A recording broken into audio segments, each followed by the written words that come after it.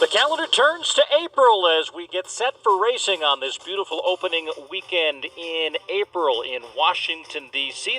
Perfect timing for the 2023 Cherry Blossom 10 Mile, which will host this year the USATF 10 Mile Championships on a rather blustery morning here in Washington, D.C.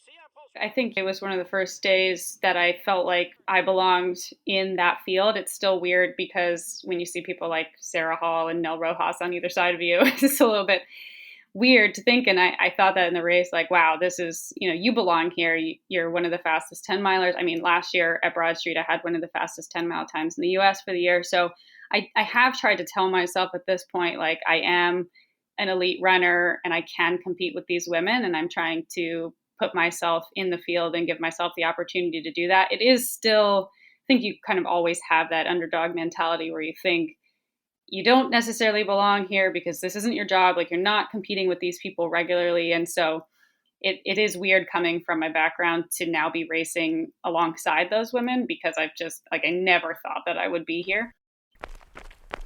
Women's running.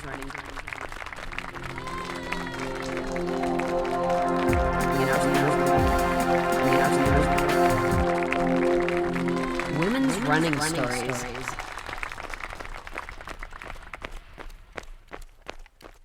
I am Amber Zimmerman, and currently I'm residing in Philadelphia, Pennsylvania. I'm a neurogeneticist by day, and I run mostly by morning. So that's more of a hobby of mine, but over the last couple of years, I've gotten a lot better at it. Yes, Amber has been getting faster and racing better. And her performance at the Cherry Blossom 10 Miler, which just took place Sunday, April 2nd, and served as the national championship event for that distance, is a testament to that. And we're going to get to all the racing action in just a minute. But first, welcome to Women's Running Stories. I am Cherie Louise Turner. I am your host and producer. And before we hear from Amber to learn about what went down at the 10 Miler, I wanted to let you know that on April 16th at 1 p.m. at the Boston Marathon Expo in the Heinz Convention Center, I will be on the live stage co-hosting a panel with my friends and the hosts of the Run Farther and Faster podcast, Julie and Lisa. We will be talking to 3 pioneers in marathoning, and they have also all podiumed at Boston.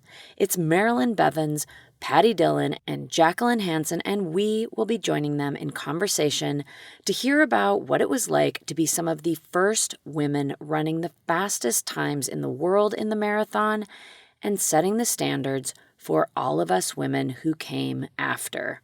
And also, what was it like to be one of the early elite women athletes at the Boston Marathon, racing for a podium position? It's going to be a great day of live events on Sunday, so I welcome you to come and experience all of the events that are happening. But of course, I especially want you to be there at 1 o'clock to experience our panel. It's in the expo. It's free and open to the public, so whether you're a spectator or a runner or a fan, or you just want to come hear these amazing women speak, please come join us. Now, back to Amber and the Cherry Blossom 10 Miler. Amber has been in this sport for a long, long time, but she herself has said on many occasions that she feels like up through her college career, she was performing at a subpar level.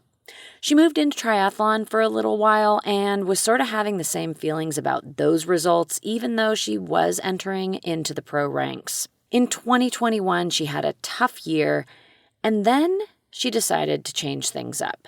She recommitted to running, reassessed her work-life balance, how she was training, her mental and emotional approach to the sport, and that has really shifted things. She also became a member of the Tracksmith Amateur Support Program, and she is in the 2nd year racing for them.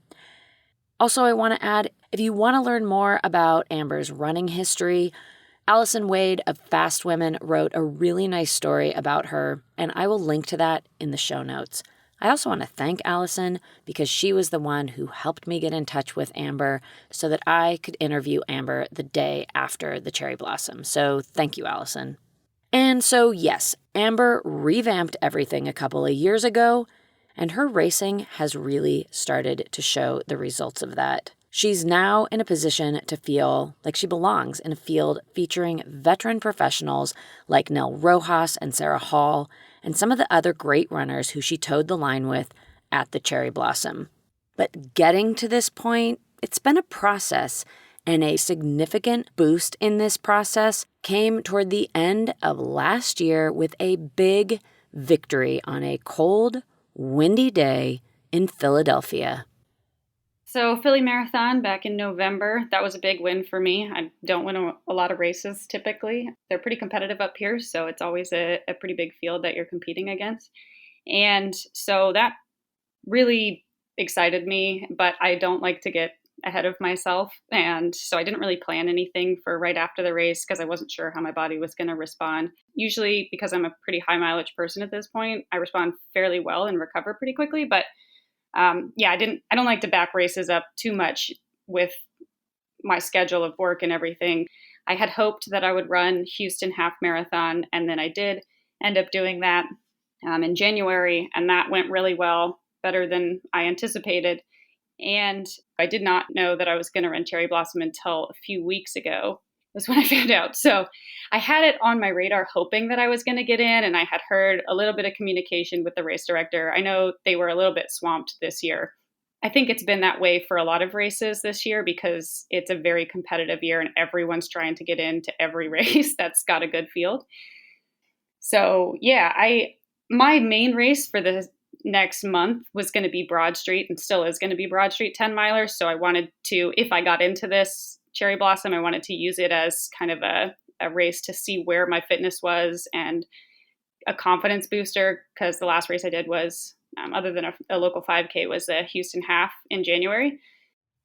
At the Houston Half Marathon, Amber did have a strong finish. She came in 11th place in a really competitive field, and she PR'd by over a minute and a half.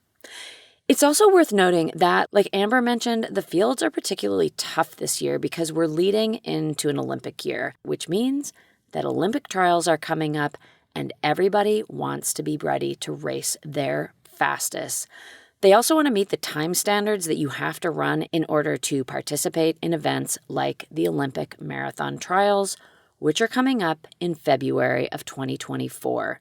So it is game on right now. Also, while the Cherry Blossom was a U.S. National Championship event, there were some strong international runners in the field.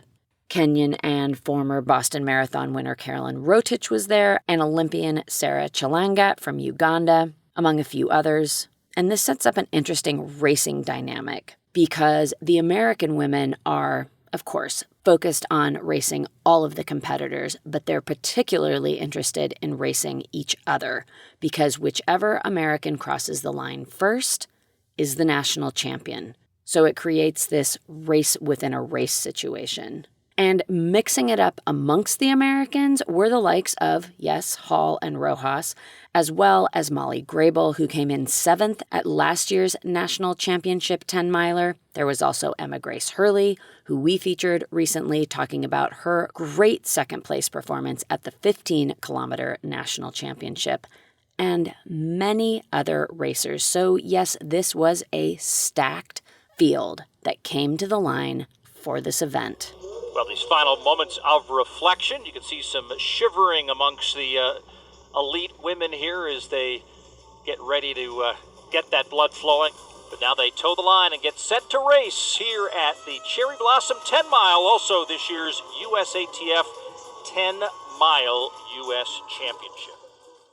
I felt really good that morning. I didn't feel nervous, which was nice. Like I said, this race was kind of like a last minute sort of thing. So it wasn't something that I put a lot of thought into, which I think is better because then I wasn't putting all my heart into it. I just wanted to have a good day for what I could do on the day. And so, I woke up, I felt pretty good. This is the first race I've gone into where my body felt pretty good all around. My hamstrings have been struggling for a long time. And this was the first race where they didn't feel like they were going to tear as soon as I started. So that was a good confidence booster. And it was very windy at the start and it wasn't as cold as I thought it was going to be. So, the Philly Marathon was terrible. So I was kind of prepared for those conditions, and I thought this is a race that's going to play in my favor because of the conditions, and I'm pretty good in like a harsh cold wind. So I thought that just overall the day was going to kind of play into my hand. So I think I had a good attitude going into the race. And yeah, I just was like, I'm going to, the whole time warming up, I thought I'm going to put myself in it from the gun, and what happens, happens. And I knew a couple people in the field that I thought that I could run with. And I just told myself I was going to place myself in the right position at the start. And anytime somebody made a move, I was going to try to respond. And I feel like I did that really well. Yeah. I mean, from the gun, I knew Susanna Sullivan, she had won before, and I figured she was going to take it out.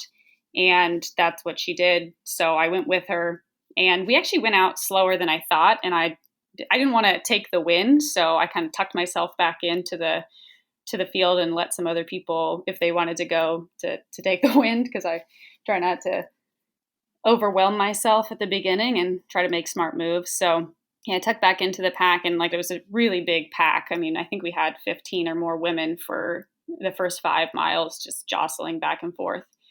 And it's very hard when it is packed like that to watch your footing, and everybody's going in different directions and stuff like that. And there was a lot of that up front. And so I hadn't really thought about that. I haven't been in a race where there were that many women up front in a very long time, or ever. I don't even think so.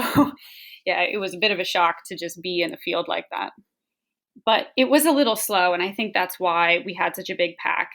We were going through stretches where there was a lot of headwind, a lot of crosswind across the bridges and stuff like that. And so the leaders were kind of jostling around, and I was just trying to stay out of people's way and try to not get tripped up, because there were a couple of times where people were getting tripped, and some close calls on those hairpin turns especially. So yeah, I mean, mostly I was just thinking, like, I don't want to embarrass myself in front of these people, because, you don't want to like trip somebody up and they're just like, who is this girl? I don't even know who she is. And she tripped me in the race. Something. So, and there was a lot of pushing in the race because it was very tight pack up front. And so I think I was kind of watching myself from that standpoint, like, don't mess up in front of these people because these are big names and you want to go on record as being the person who tripped Sarah Hall or something like that.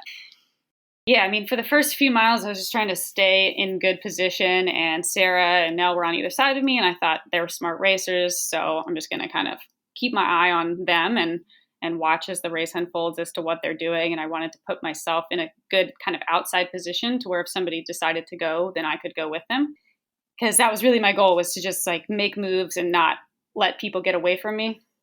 So yeah, I still think of myself as like, what am I doing in this field? But yesterday was one of the first times that I really felt like I'm going to put myself up there. And I told myself before the race, like, I'm going to go with Sarah and I'm going to go with Nell. I'm going to put myself in the field and see what happens. I felt like their times in previous 10 miles weren't substantially faster than my best 10-mile time. So I knew I could compete at least. So that's just what I went in with, that mentality. And yeah, I think at 5 miles we came around and it goes up a little slight incline, and the top woman took off and another woman took off with her, and they quickly changed the pace of the field. And I think that was good because I wanted to see how sturdy the field was, because I was like, man, we still have a lot of people hanging on here. This is going to be a fight till the end. But it did break things up pretty quickly. So that was good. It's good to see kind of how close people are hanging on. So I thought about throwing in a surge when we hit the tailwind to see how sturdy our pack was and to see if people would fall off. And a couple people did kind of surge a bit. And so it did break up the pack, and a bunch of people fell off the back, which I was just like, okay, tuck in now and try to get behind somebody. And so, yeah, I think we had a 2.5 mile stretch or so with a tailwind, and I knew the last 2.5 miles was going to be directly into a headwind. So I was just bracing for that. We, coming down with about 3.5 to go, our pack whittled down pretty quickly to like 6 or 7 women. And then when we made the turn with 2.5 to go, it whittled down to, the one woman was off the front, and then it was Emma Grace Hurley. She was really running strong and pushing from the front and Sarah, Nell, and I think Molly, and then me. And I was just trying for dear life to hold on for the last 2 miles. And they started to gap me, and I was like, no, hold on, because it's going to be better to have somebody to hold on to in the wind than to be running by myself for 2.5 miles into like a 20-mile-an-hour headwind. So I kept surging and kept catching back up. I think I tripped Molly a little bit, and I felt really bad for that. But then, yeah, I hung on as long as I could. And then with about 1.5 miles to go, they broke me. And I just tried to put my head down and hope that nobody was behind me. And so, yeah, I think it opened up quite a bit at that point to where there were big gaps between all the groups. And so I was kind of just in no man's land for the last 1.5 miles. But I thought, it's just like Philly Marathon, just keep pushing because you don't know if somebody's going to close on you. And I was trying to be top 5 American, so that's what I held on to. And yeah, I felt really pretty good at the end, and I thought maybe I should have gone a little bit harder and tried to hold on. But I think either way, my strength right now in the end of the race probably would have put me in the same place. So I don't know. I probably would have been a little bit faster, but I don't think I would have changed place too much because those girls did have a really strong last like half-mile kick. So yeah, I mean, that's stuff that it's exciting to know that I could hang on for that long. And I think it gives me a little bit of excitement to know what I can work on for Broad Street and for the future races. So I was happy. I was hoping for a faster time, but I think considering the conditions and everything, that puts me in a good position for running pretty fast at Broad Street. Hear Her Sports is a podcast for everyone who loves stories by and about women striving to improve and make a difference in their lives. I am your host, Elizabeth Emery, a former professional cyclist. In every episode, I introduce a female athlete or woman in the business of sport through a thoughtful conversation about who they are and the terrific work they're doing. My guests and I explore the glorious and frustrating issues in sports, history, equity, training, nutrition, and so much more. Join us for inspiration, for community, and for love of being a strong, athletic woman. Amber had a terrific finish. She gritted it out to hold on to that position of 5th American across the line. The race was won by Sarah Chalangat. She was the one who made that strong surge at about the midway point. She was originally joined by Ethiopian Wainshet Weldetsadik, but Wainshet did come back to the field, which left Chalangat out there all by herself through the final miles of the race, including that brutal headwind stretch all the way to the finish. Coming in after Chalangat was the first American, and that was Sarah Hall. She outkicked Nell Rojas and Emma Grace Hurley, followed by Molly Grable, and then rounding out that top 5 was Amber. And of course, Amber getting into the mix in this race, like I mentioned up top, it isn't a fluke. It's the result of her refocusing, recommitting, and making some big changes over the last few years.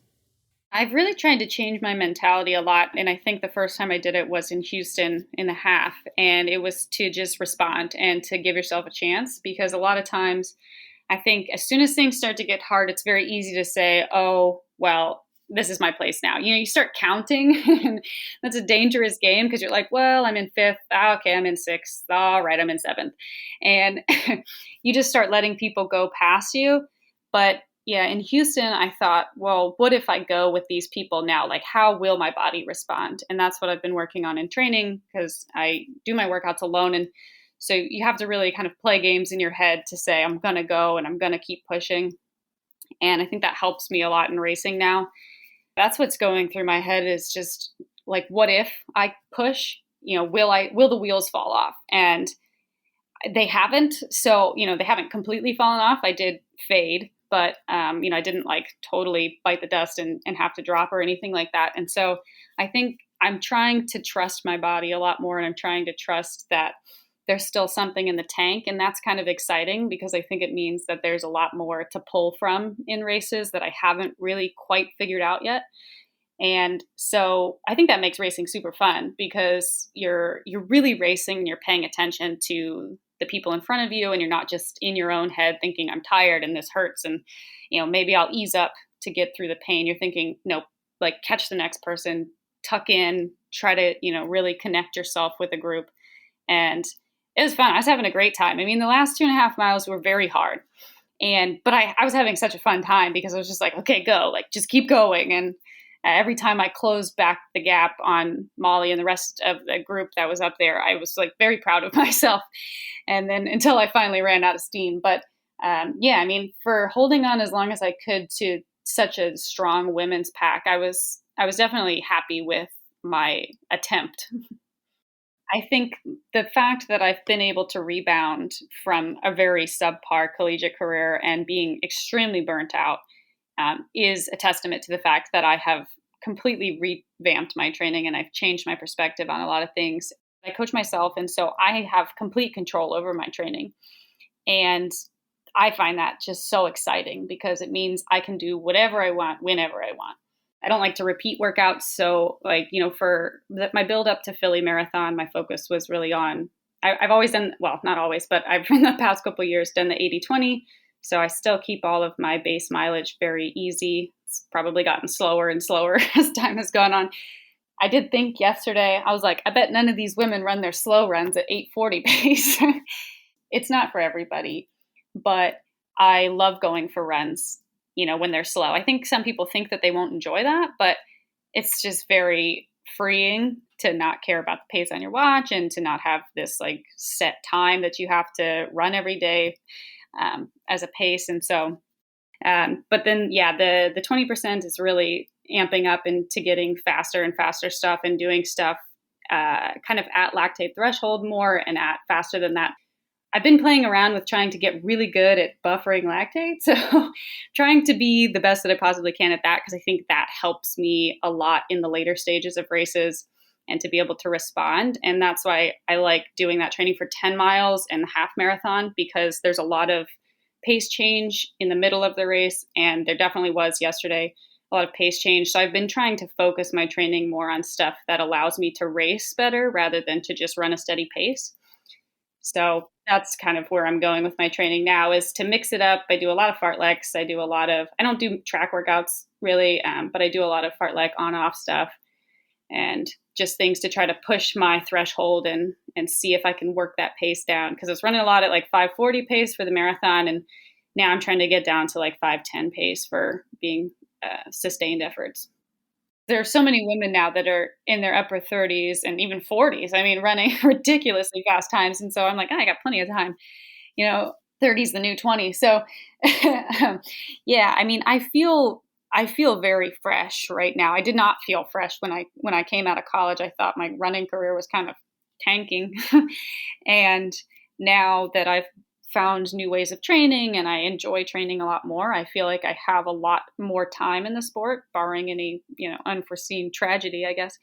But I mean, I'm looking forward to the next decade of my running career and seeing where that takes me, seeing if I can come close to an Olympic team or anything. I mean, it's everybody's dream as a kid to make an Olympic team. And I really gave up on that in college because I was not good.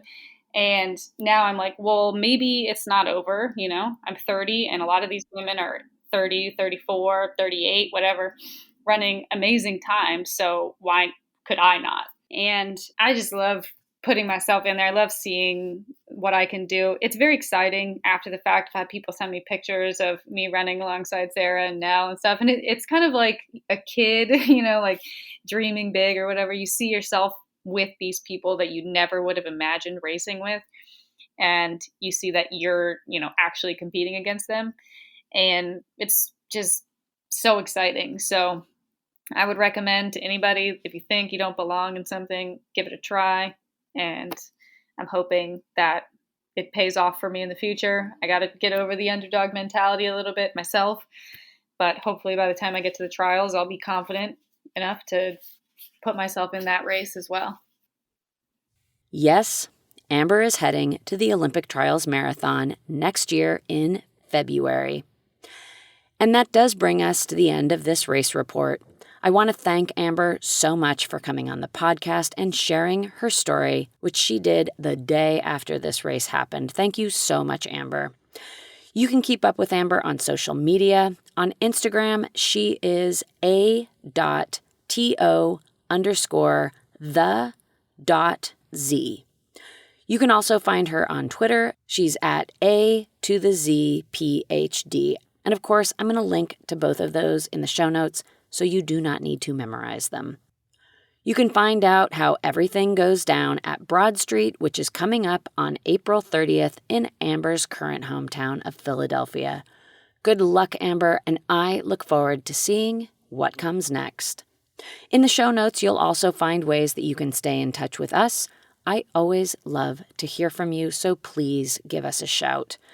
And that's going to do it for me. One last reminder is to please come see me and enjoy our panel conversation live at the Boston Marathon Expo on Sunday, April 16th at 1 p.m. Come early and stay late for all the other live panels that are happening. The lineup is terrific. And for now, thank you so much for being here. I always appreciate you listening. If you're running the Boston Marathon, good luck. If you're coming out and cheering, thank you. I am so looking forward to running on April 17th. And until next time, I wish you healthy, joyful strides forward. Women's running.